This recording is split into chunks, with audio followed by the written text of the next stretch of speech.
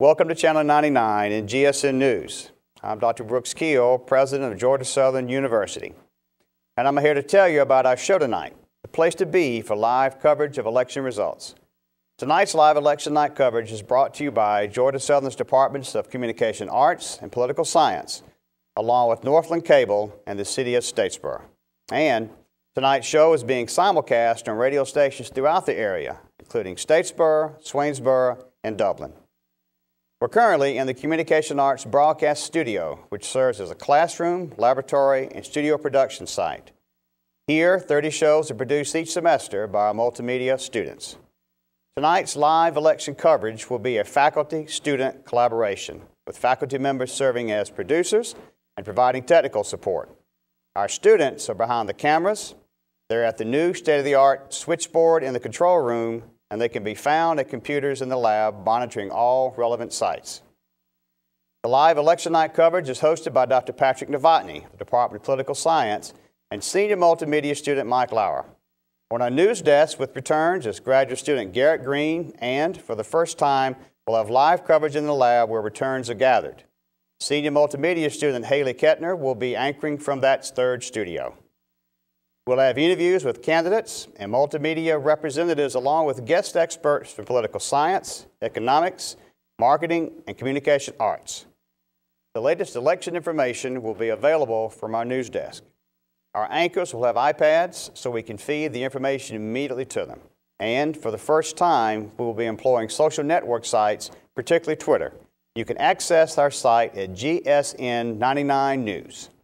Like other news organizations, we will not call elections unless we have enough evidence to do so, and we will wait until all polls have closed.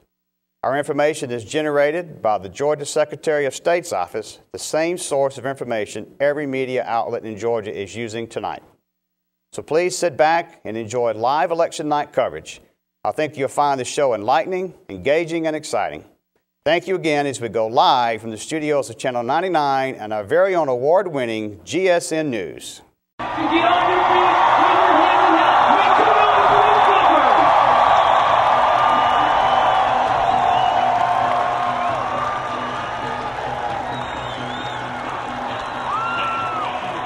Ladies and gentlemen, please rise for the playing of our national anthem.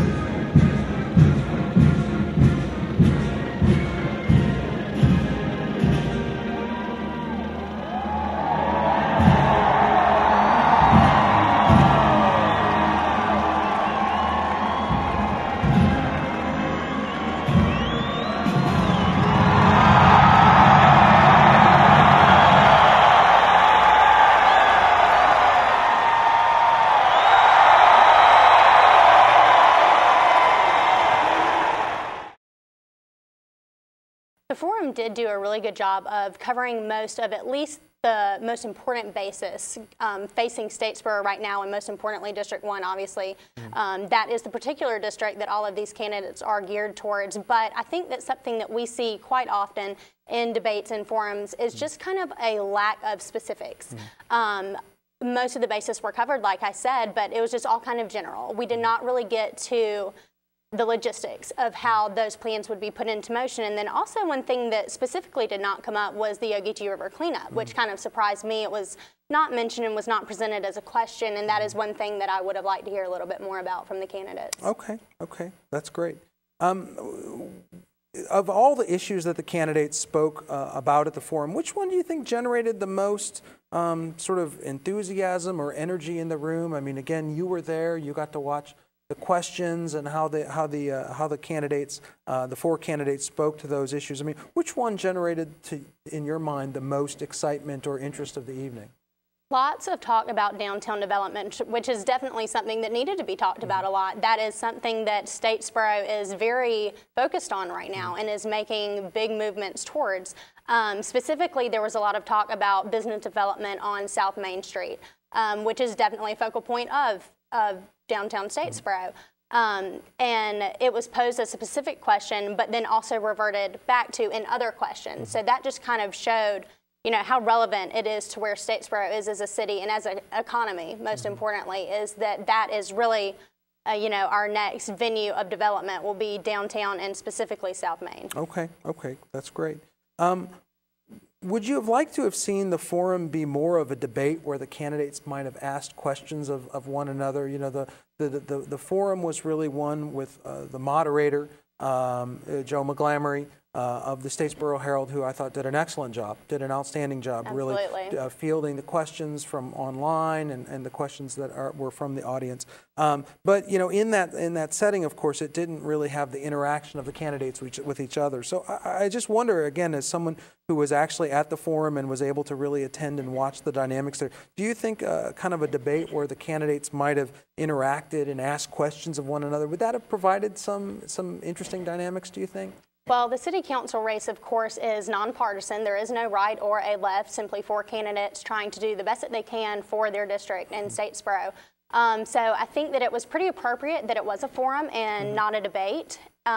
We have seen, you know, unfortunately, where we've come with national politics and state politics, that sometimes that can be a really good thing to have debates and have candidates pose questions to each other, but it can also be really bad.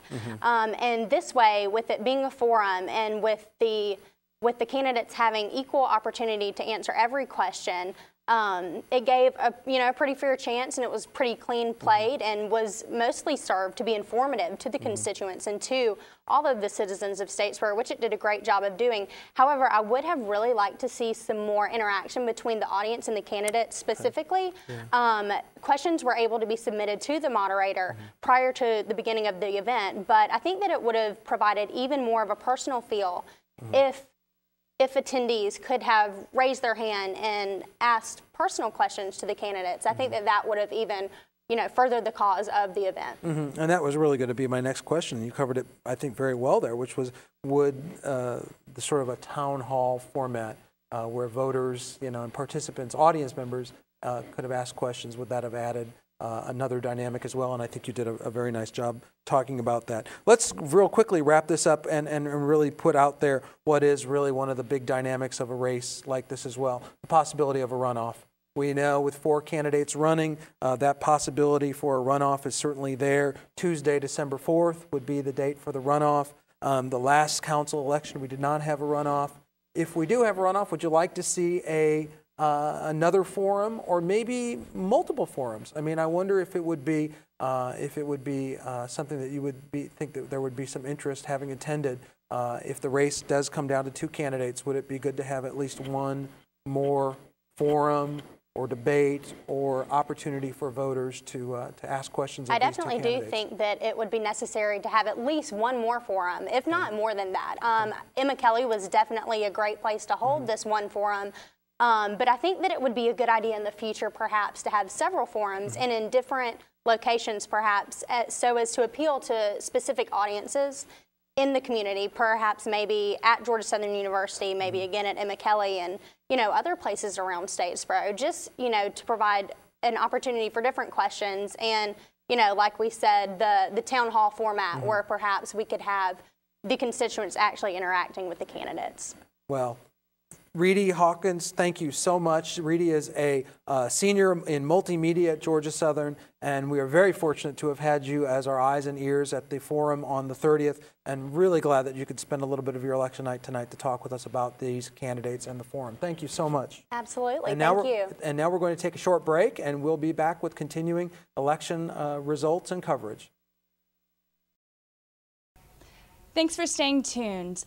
this past July, I had the opportunity to sit down with Ambassador Andrew Young to discuss his impression on the country and the presidential election. Let's take a look. I mean, America can't, we can't just be America in isolation.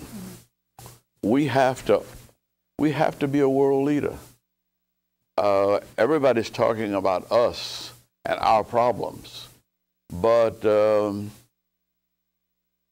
we have always been the problem solver for the world. Now, I'm not talking about going to war. I'm talking about economic leadership. We rebuilt Europe. There is a European common market because the United States invested time and talent, and we helped to develop an economy that not only helped rebuild Europe.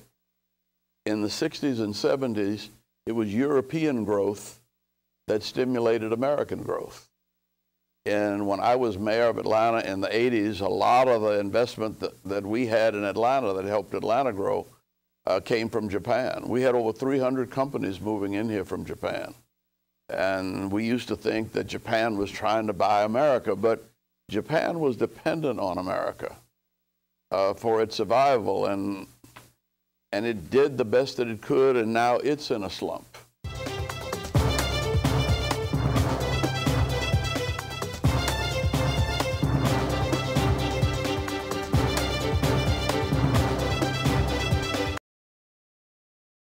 Twitter is the most effective because, I know it sounds weird, because the limited amount of characters, which it might sound weird, but at the same time, you can, because you don't have that much space to go into details of your opinions or stuff like that. People don't really know the background of the information you're giving. Like you can't fit "don't vote for Obama" because of you can only put "don't vote for Obama." You know what I mean? So the lack of amount of characters that you can post take stuff out of character. Even with texting, you know, people take texting out of character, like who's she talking to, you know, like stuff like that. So yeah, I feel like Twitter definitely has the most effect. Why do you think that social media affects the election? I think social media affects election because it's just become such a big part of American society. So everybody's always on Facebook, always on Twitter.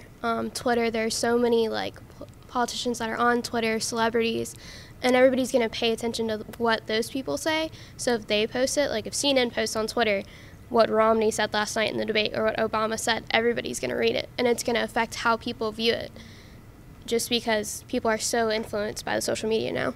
Okay, so will it affect your vote for our selection? I don't think so. I try to ignore that. It's kind of like rumors to me when you're in, elementary school. Somebody passes you a note, oh, this is what so-and-so said. So I'd rather hear it straight from their mouth, which I know is hard because it's not like I know them or anything, but I'd rather hear what they say than what somebody is saying like on a blog or on Facebook or on Twitter. This one guy who I work with, he told me on Facebook he took a poll, and the poll told him he should vote for Romney.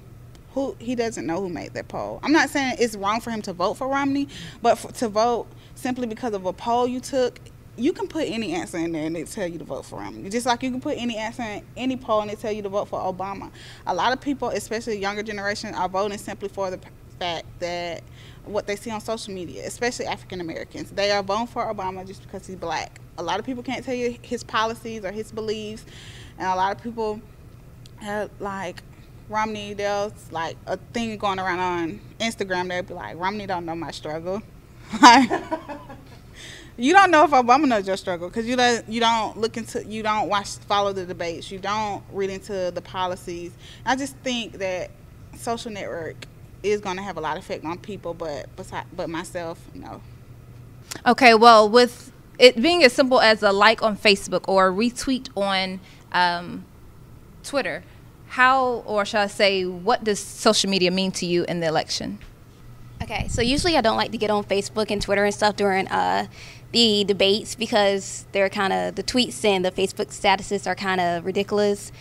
But I can say that I did make a Facebook status about when they were discussing abortion, because that's like a big thing in women's rights and stuff. I did get a lot of likes on it because I feel as a whole bunch of men in Congress, and whoever decides shouldn't tell women what they should do with their bodies because they will never have an abortion themselves.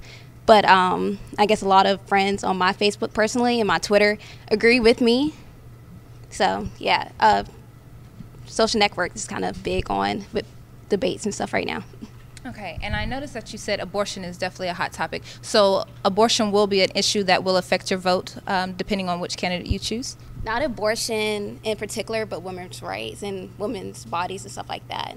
The whole Planned Parenthood debate and all that going on. CNN, Fox News, NBC have declared Obama as the winner. Do you think that's too little premature?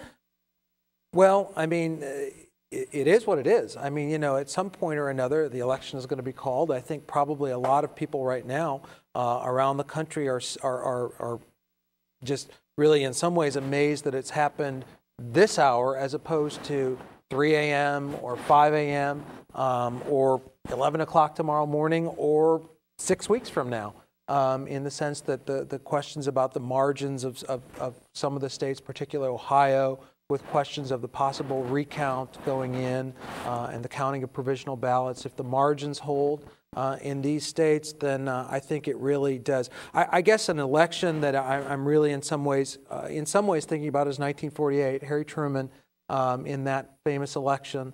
Very close, photo finish in many ways. The predictions went back and forth, of course, throughout the night. And in a sense, I think this election might be compared to that by some of the headlines and writers tomorrow. Just an election with, of course, with an incumbent president. Incumbent presidents typically have the advantage going in.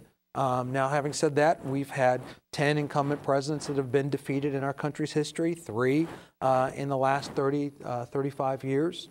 Jimmy Carter, of course, Gerald Ford, George H.W. Bush. So to defeat an incumbent president is not only possible, but it is something that has happened indeed in relatively recent times, the last being in 1992. So again, that kind of outcome, there was a narrative that was developing, that was beginning to shape, that for many looked as though this was going to be that kind of upset. So I'm sure right now, certainly in Boston, where the Romney campaign has been watching tonight, I'm sure that already there is a lot of sort of sober reflection to think about. Right. Well, you know, what are the analogies here? I mean, where do you begin to point in terms of what could have been done differently, or might have the strategy been differently? But I'll say something that I said earlier about the House race. The families, the staff, the young people in particular who've worked on these campaigns, this nation, after every election, probably doesn't pause long enough to express its gratitude and its appreciation for all the men, all the women, all the young people, the veterans who've served in our country, who've now been serving on the front lines of their candidates, working, going door to door, the college students who are juggling full class loads like you, who have been out working with our campaigns. But, you know, we had a poignant piece earlier, and I know that both of us were really struck by it, on our soldiers to students. Here at Georgia Southern, something that we're very proud of. I believe you said the flag, in fact, was given to us, loaned to us by the ROTC, and we're thankful and grateful for their service. You know, without the service of our soldiers, without the service of our public servants, our teachers, our police, our firemen, the nurses, the physicians who are in emergency rooms tonight, right now, who have not thought about this election in the last 10 hours because they are 10 hours into a surgery, they are 10 hours into a life-saving procedure. The teacher who's been doing grading tonight and watching through the next room, the TV, while they've been grading. The person who's working a second or third shift. People who have gone to bed, 4 hours ago or 3 hours ago because they're the folks that put the food on our table because they're going to be getting up at 4 a.m. You know, it takes a lot of people to make a big nation work. A big nation's work tonight. And I know that, again, there'll be people who are going to have hard feelings as we go forward.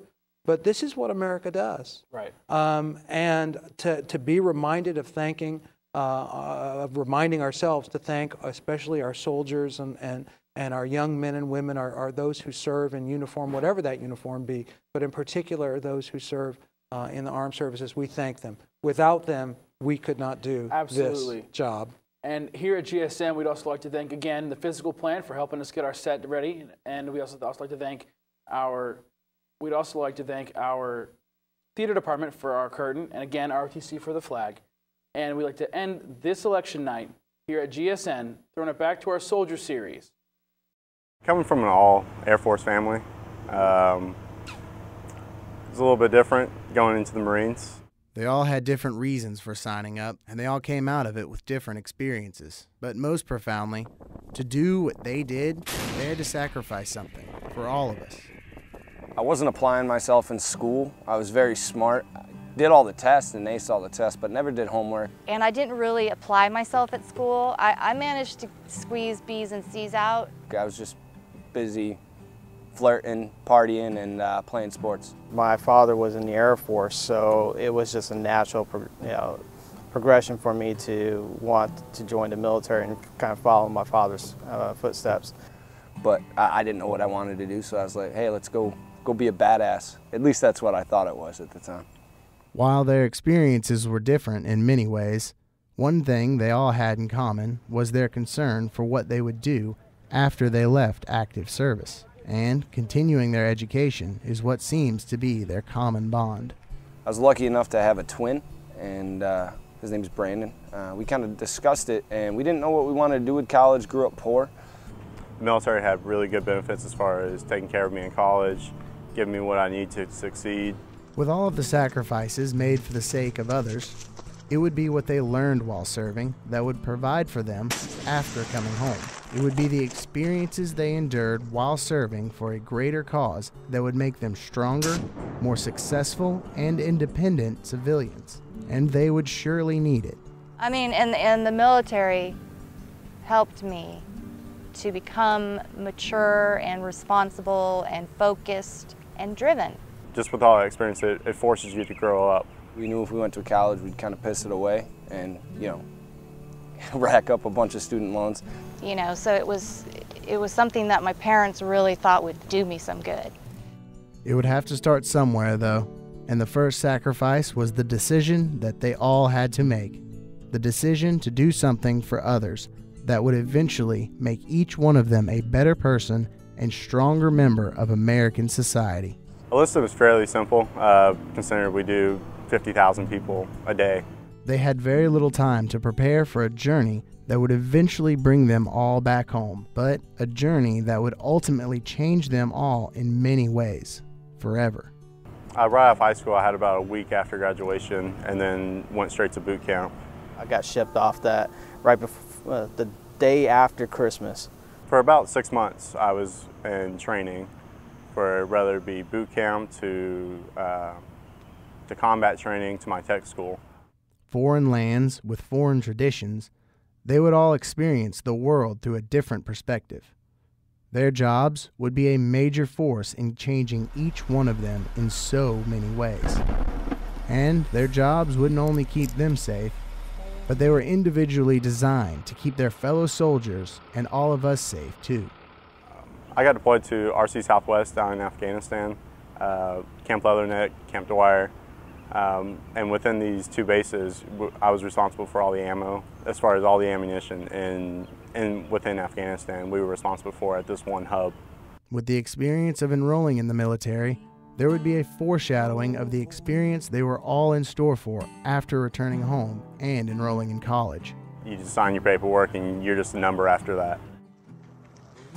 At the end of my last semester, it was last May, I'd finished my last final and I was done, and I get a call from one of my buddies telling me that, hey, 2nd Platoon, my old platoon, Charlie Company, 3509, got into a bad attack today. This was supposed to be my senior year as far as all my friends are graduating.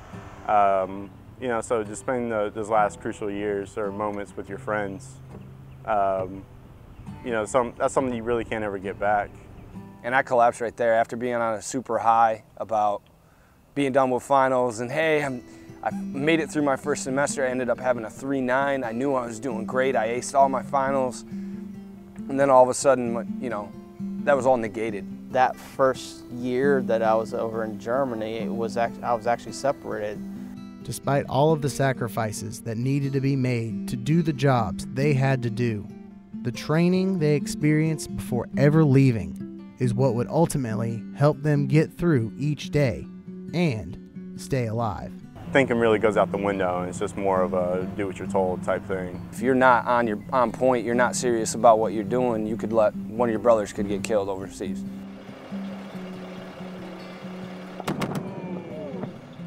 Today really doesn't affect tomorrow, and there's no long-term goals. It's just do what's in front of you right here, right now. You're out and you're on your own. You've been on your own for an extended period of time. You don't live with your parents. You don't have anything to fall back on but yourself.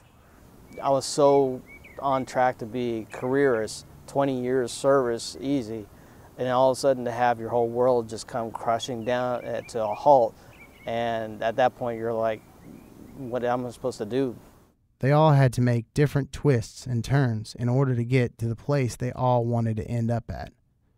And once they arrived, it wasn't any easier than the bumpy road they traveled down to get there. I tell you what, I've done more. I'm 22 years old, but I know what a hard day's work is. Through Afghanistan, through working since I was 16, I can get a lot done in one day. There's a lot of things that you need to take care of to get re-enrolled. I fill out this paperwork, it gets mailed to somebody else. I wait 2 weeks for them to get a response. They need IRS tax return transcript. That takes 5 days for me to get a hold of the IRS, and then 5 days for them to send it to the school. I mean, it's an extended period of time that, you know, you go through. And I'm in classes and they tell me this, and it's like, where the hell am I gonna pull $5,500 out? I feel like sometimes that they do it that way on purpose because they hope that some people would become frustrated and just give up. I'm not saying I should be taken care of, but there should be a better route as far as getting all this accomplished. It's the people who are the ones who really help these student soldiers. And it's the same people who try to make sense of a system that sometimes seems to have no rhyme or reason. It's the people who end up taking some burdens off of these men and women who want nothing more than to put their training to use as a college graduate. If it wasn't for the congressman from California that stepped in and intervened on my behalf, I probably would have been put out of service, if not dead, on the side of the streets in Bosnia somewhere. Now I have a VA rep through East Georgia, Miss Jill. Miss Jill is a sweetheart, and she works so hard for me. She has, and she's still, even today, I was on the phone with her earlier because my financial aid still hasn't gone through for this semester. But you'd be surprised of how many people love to hear, hey, I just got back from Afghanistan and I've got this problem. And hands down, it was so many people were willing to jump in and help you. Augusta Tech did a good job of accommodating me and my disabilities and, you know, special seating arrangements and stuff like that. I gotta say the same thing for Georgia Southern. They have a very good department that handles disabilities. I don't believe there's a single person that is responsible, whether it be a position held in office, that can make it better for a student coming back. And there isn't a single person for sure who can make it better. There must be a community of people waiting for their return. A community of people made up of all of us. An American community who makes an attempt to understand what these men and women have just sacrificed. For me and for you. But the greatest irony of it all is that without the chaotic and clustered system that civilians must abide by when trying to help a student soldier, and with all of the inherent flaws in the process, it is an American process, and we wouldn't be the same without it. There's this whole mindset about the military being inefficient and what have you, and that might be because of the bureaucratic involvement, but if you weren't to have that, I think that you would, the serious repercussions would be that we would end up doing something that we would not be able to walk away from, I think. Shay Thomas, GSN99.